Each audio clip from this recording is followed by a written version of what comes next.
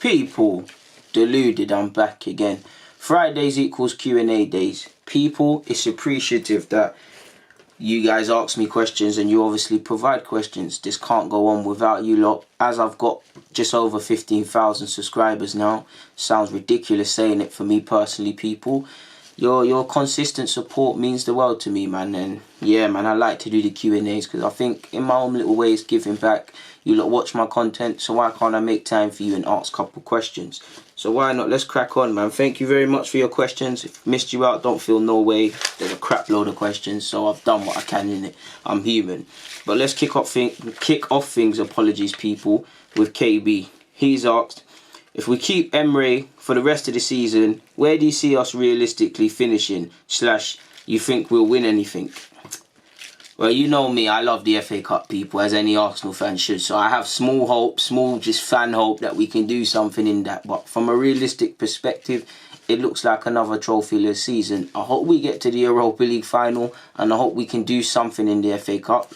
I know top four would mean, I won't say it means more than a trophy because obviously it depends how you look at football, but the carrot of the top four, in fact, let's just keep it short. If you offer the club winning the FA Cup or me winning the FA Cup or getting top four, even though it's a trophy, I have to go with the top four qualification.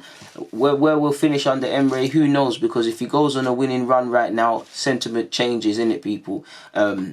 As much as I feel Arsenal are in dire straits and we need to look at Emery's coaching perspective to a fair degree, give and take sort of thing, you'd probably have to say on current form 6th, maybe 5th, being nice, probably 6th, because if Leicester keep up this form, complicated things further. We know Liverpool and City, are going to finish ahead of us. On current form, Chelsea look like they're doing their thing as well, and you've obviously got Leicester, so probably 5th, 6th, hoping. Obviously, we hope we do better, but if we carry on, not just if Emery is necessarily the manager, if we carry on like this, we're going to end up there. Even if Emery walked out tomorrow and we got an experienced manager, we'd hope that it was a magical fix and they turn it around in a week and stuff. But it's really unfair. And to a degree, we'd probably have to write off the season and maybe even concede that we're going to come that position anyway, sort of thing. Because someone made a great point to me in one of the comments and they were like, I can't remember how they phrased it, but it got me thinking. It's like, from a board's perspective, obviously, we know, Emery's probably not the man, to put it nicely, to move this club forward. But from a club's perspective, from a business perspective of the club, taking your fan hat off for a second, people, if you was to look at it, if you was to sack Emery, whose immediate mandate is to get top four, you bring in someone, whatever way we shape it, people, not talking about the football and stuff, just as white and black as possible, and he's not going to get top four, then on one hand, we know that, obviously, disregard football because we can talk about that. But from a club's perspective, does it necessarily make sense? Or does it make sense to persist with him to the end of the season? There's a lot of talk of a get-out clause of £6 million. I don't know how that matters and stuff and how that works and whatnot. And you hear there's a breakout clause in his contract. My point with is how much allegedly he gets to sack Emery is that does he get more depending on what period you sack him in? How does it work? And the club might concede, throw in 6 million or so down the drain. Obviously, missing out on 45 if you miss out in the Champions League, but throw in an extra 6 million on top of missing out on 45 million. Throw in that £6 million fee or whatever to get Emery off the books and whatnot. It could make things more costly. So probably the end of the season to see anything. Obviously, you'd like to think hands would be forced if form really deteriorates beyond this and this form continues, people, because as you know yourself, KB, we're approaching a mad fixture pile up. Obviously, we've got the Europa League, which already in November, it's not serious in terms of the latter stages, but that's something we're going to have to take seriously and try and get to the final and hope to God we do one better than last season. But even that's all give and take, people. One season in Europa League, we did well. We shot ourselves in the foot against Atletico with individual mistakes. This season under Emery, well, last season, we did all right to get to the final, but then we capitulated. It's down for the players that were there to learn these lessons and try and go one better. As much as I want to win the FA Cup, on one hand, you can say we're a cup team because there's less games in a cup than over a league time, people. But can we sit here with our manager and our set of players realistically and say we can see us getting through to the latter stages, or are we going to have to take every game as it comes? I'm sure you understand where I'm getting at with that. Thank you for your question and your consistent support. Big up, my guy, man. Ryan's asked, what's your end game with this YouTube thing, my guy? Keep up the work rate. It separates you from the rest. Well, first and foremost, Ryan, thank you for your positive comments all the time on Twitter and whatnot. Thank you for obviously supporting my thing and sending that brotherly love and whatnot. But in regards to YouTube, who knows, man? Who knows? There's been people that have come from worse beginnings than me and are doing mad things. So as far as life could take me, I would love to do it full time. And what I mean by that is not necessarily be rich, be in a position where YouTube together with other things, I don't necessarily have to do a 9 to 5. I can do this and then I can really explore my passions in terms of football in particular, like scouting. But who knows, man? Right now I'm just doing what I can for you lot, so who knows, man? Like you said, the work rate, I'm a strong believer of working smart. If I just keep working hard, if I refuse to lose, if I refuse to be defeated, then surely someone's got to take a chance on the guy. But until then, got to go through the mud, man. Got to go through the mud to get to the shower, man. That's weird example, but I'm sure you get where I'm going with, man. That's someone needs to make a collage of all my weird little things I say. But anyways, moving on. Mick asks, apologies because it's cut off your name.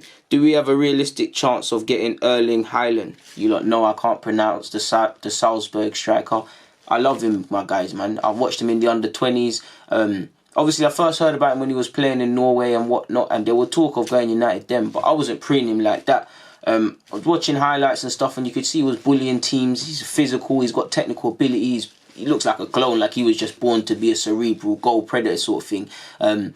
Obviously scored, 9 goals or something like that? Not 9 goals, I can't remember. He scored a madness in one game in the under-20s, in the under-20s World Cup. He scored bare goals, like a Sunday League sort of thing. And since he's been getting the chances in Europe and getting more spotlight, he's been taking to it. Realistic, who knows, because he seems to be going to Leipzig, big shock, allegedly based on reports. I would say you have a chance. Obviously, what I mean by that is I'd say Arsenal can throw their hat into the ring if the money's on the table, but would he necessarily sign for this club? He could look at it and speak of development. Is he necessarily ready to go to the Bayern Munichs, the Barcelonas and whatnot?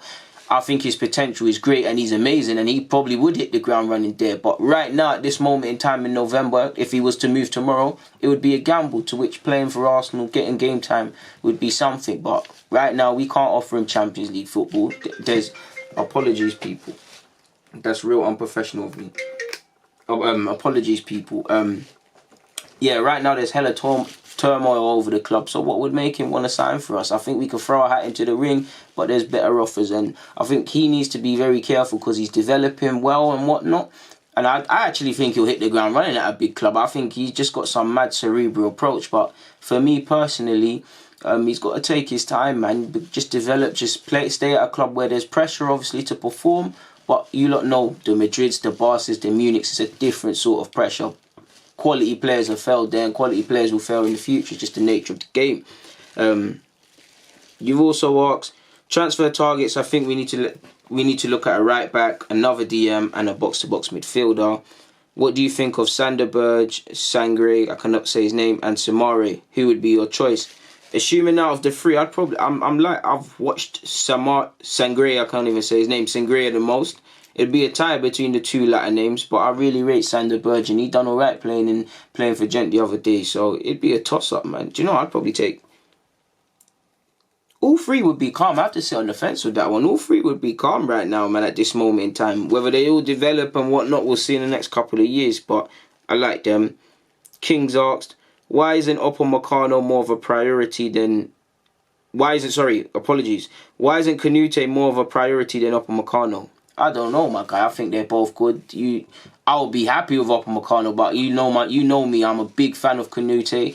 I don't know, my guy. I don't know. I'd like to think we're trying to get one or the other. I don't know, my G, man. That's a good question, man. And for me, in regards to Upamecano, I think he's a good defender and stuff, but I do think at times he's prone to a bit of madness. What I mean by madness is inviting unnecessary pressure with his ball playing. He's still developing, he's still young, and I think he's got the attributes to be a good player. I'd be happy with either one. Canute is not exactly perfect himself, but they're both terrific prospects. You've also talking about Ivan Ndika. I think he'd be a decent player too, to be fair with you. Octus has asked, who do you think will win the Euro 2020? You gotta say France, really. Right now, is it looking like anyone but France? Probably won't be France because I'm jinxing it now, but it's gotta be France, my dude. Alan's asked, do you think Arsenal as a football club are going back in terms of football style in comparison to other clubs like Sheffield, Chelsea and Leicester? Apologies for saying Chester there.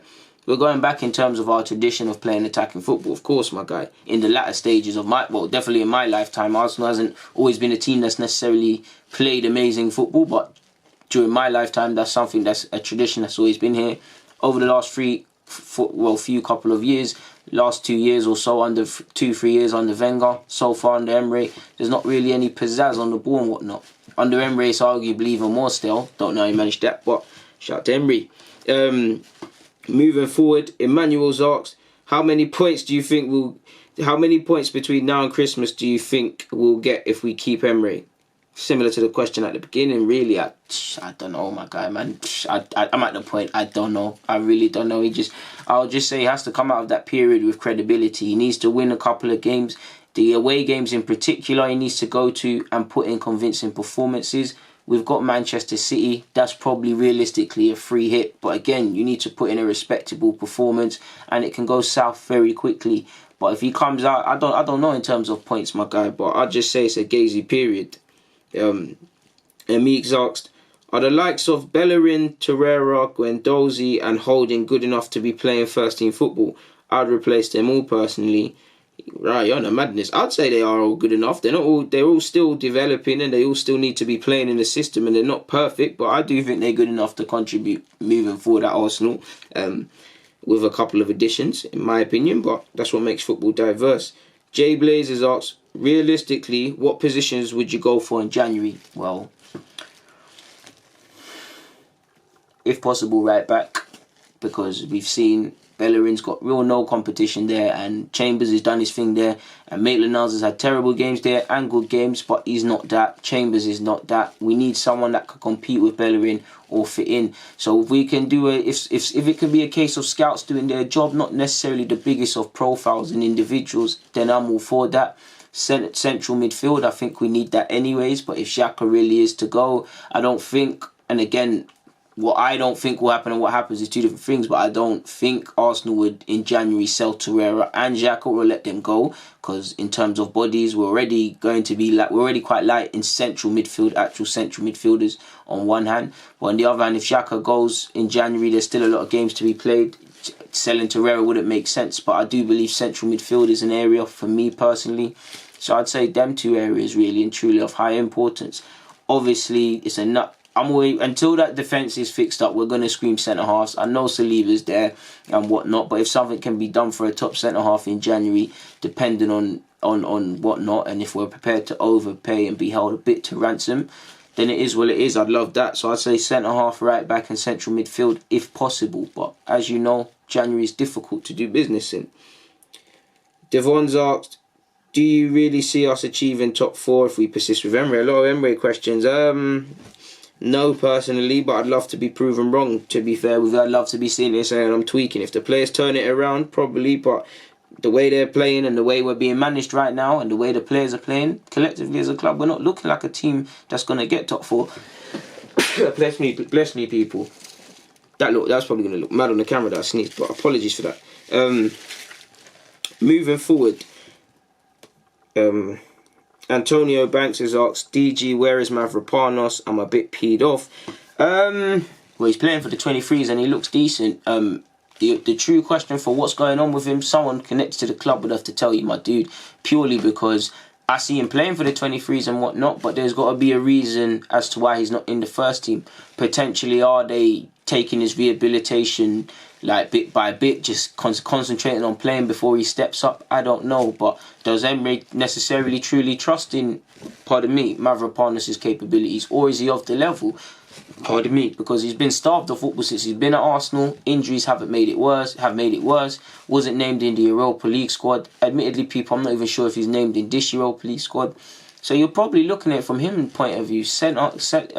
January, probably need to go out on loan if you're not going to get opportunities, because we're out of the cup, which you didn't feature in anyways. You might get FA Cup. Europa League, you ain't featured. Again, I don't even know if Mavropanos is registered. There's a couple of centre-halves at the club as well. Luiz and Socrates are clearly going to play more than Mavropanos unless something else happens. And obviously Holding's there and whatnot. There's talk of another centre-half. There's even talk of Saliba next season. So to show, like, to come in January in the summer next season, if you want to show the new manager, if Emery, if he's here, that you can be used, you've got to get football. And I don't believe, if a new centre-half comes in on top of the options already in the first team, I would love to see him get chances. But on one hand, there's got to be a reason why he's not playing like that, whether it's injuries or not being good enough to a degree. And from a selfish point of view, you've got to go out and get first-team football. Like, it's all fun and games me telling you he's playing against Peterborough and whatnot, but he can't afford to be doing that, really and truly. It's not going to help him become that level. And he's quite a decent centre-half. He's pretty tidy from what I've seen of him on the ball and whatnot. But first team, I can't lie, there's been games he's looked a bit shaky, like Watford away last season, really and truly. And obviously, did he not get sent off against Leicester? And he conceded the foul against Palace. But this is the stage he's at in his career. He needs to play where he makes these mistakes somewhere. Because that's the only way you're going to learn, whatever job you have, unless you're a doctor or something like that, you can't really afford to be making mistakes, people. But you have to make mistakes to develop, people. I'm sure if you're a plumber out there, the first time, I don't know it, but the first time you fix the toilet isn't going to be as good as the latest time you fix the toilet. Like, my first video on YouTube is not as good as it is now, and in a year or 10 years or whatever, it'll be better than that. Do you get it? So yeah, man. Diabolical is asked, I need to get this guy a drink, man, because this guy is always in the Q&As, man, without fail, man. Death, taxes and Diabolical in Q&As, a mad thing. But you've asked, who do you think will be the better player in the future? Callum Hudson-Odoi or Jadon Sancho? Oof. They're both sick, my guy, man. I'm a big fan of Callum Hudson-Odoi. Right now, he needs to just focus on playing, getting back to how he probably, only he could tell you, but how he felt naturally with prior to the injury. He's probably, he is fully fit now, but does he 100% feel fit and ready to go? No. So, who knows, man? I think Callum's got all the tools to be a quality player. Right now, Jadon Sancho's ahead. So, it's a tough one, man. I don't know. I've got to sit on the fence. I don't know. It's a tough one. It's a tough one because if Callum goes out and gets the games that Jadon Sancho has got in terms of playing first-team football, then you don't know.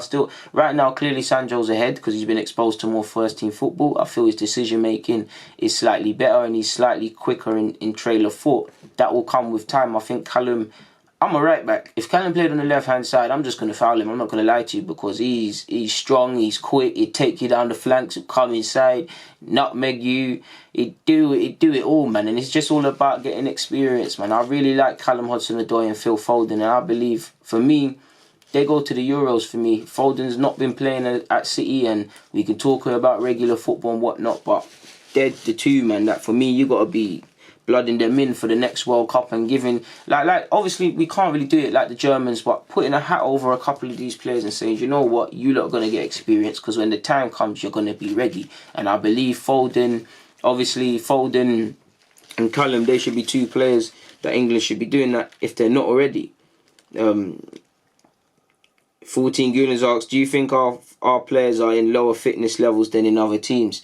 Not a clue, my guy. I don't know. I think we run a lot. I can't lie. I think we cover a lot of ground. I just think our running and pressing is just not coordinated. So I don't necessarily think you could probably say we're not as mobile, as dynamic as other teams and whatnot, because Xhaka obviously not to scapegoat him, but we haven't got a dynamic midfield. Guendouzi gets about, but you wouldn't say he's dynamic. Xhaka is not dynamic. You could say it to a degree about Torreira, really, because he's combative and that, but there's more, you get what I'm saying? You look at the other teams and whatnot, but I think we probably cover equal ground. Wouldn't say we're any fitter than anyone, but yeah. Karen's asked, do you think we made a mistake buying Pepe? No, I don't. I think he'll come good in time, but right now, he just has to take the rough with the smooth. Ruli's asked, is Edu doing his job properly in terms of supporting Emery? Well, I don't know, man. That's for the board or the club to tell you. I have to be inclined to believe yes, because the language from the club has said they're supporting Emery and whatnot. So they must do, not just him, everybody. Amar's asked, do you think Arsenal are better off playing expansive football in the future or a more defensive counter-attacking style? I always want us to be on the front foot, and I say an expansive style. but we'd have to, with that, you've got to play football with common sense. So yeah, make of that what you will. AJ's asked, DG, do you see the financial transfer market of football? I'm butchered your question. The way I've printed it, people, is look, it's butchering it, man. Cause I need my glasses and it's got this shading thing. But anyways, AJ said, where do you see the financial transfer market of football in 5 to 10 years from now? I can see a player going for 500 million or even 750 million. Well, if it continues, you'll probably be right, my guy. And you'd like to think, not from a, oh, we need to shut this thing down perspective, but you'd like to think, when does football hit a wall? Because it's getting mad. Like, for me, it's not necessarily the star players going for mad fees. It's you look at just everyday business in the transfer market. 50 million is almost a new 15. Like, you just 50 million is nothing. It's still mad for me and as an Arsenal fan, but 50 million is nothing today now, people. That's casually thrown about. There's a lot of players, Fred, at United that, you know, and everywhere else that haven't justified their price tags. And I know we've got Xhaka, people, but I got to throw threats at United fans because you lot have been giving me banter and enjoying Arsenal's paint a bit too much when you lot are worse than us. But moving on, username's gone, but it said, I really want Eddie Howe to be our next manager. What are your thoughts? Well, he's shown he can coach. He's the closest thing Bournemouth will probably get to Arsene Wenger. He's carried them through the leagues. He did leave at a point and came back, so he's shown he's ambitious and whatnot.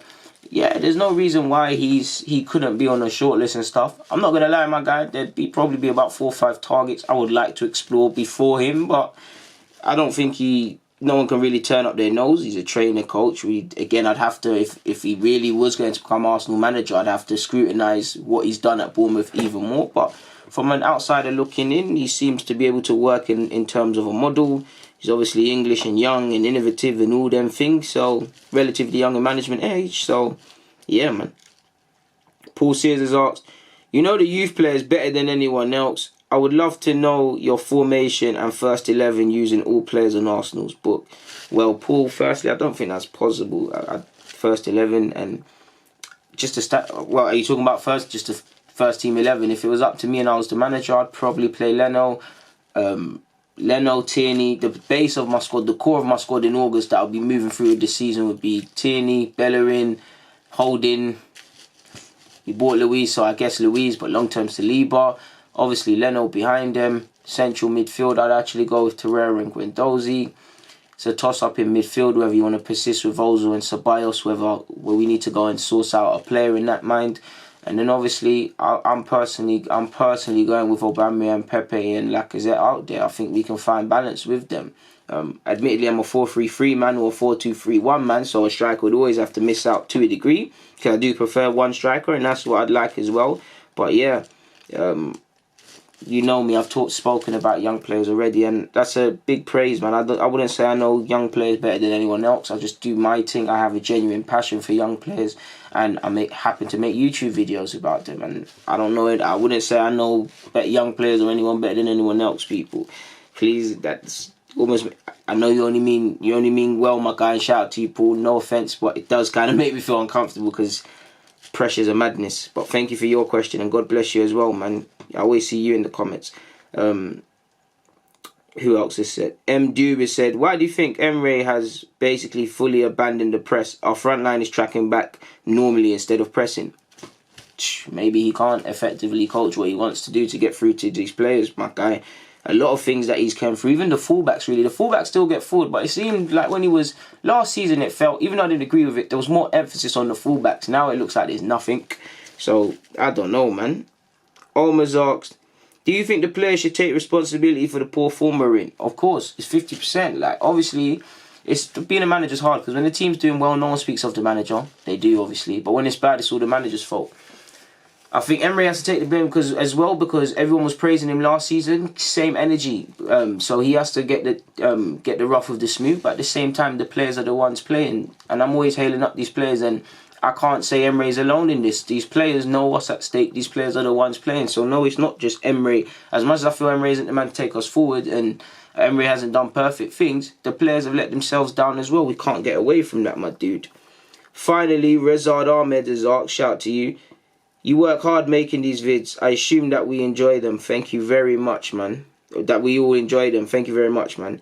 I don't know about everyone else, but I know I really enjoy them. What's your favourite thing about AFTV, and how would you grade your content and rise from YouTube? What's your favourite thing about AFTV? DG. Like DG.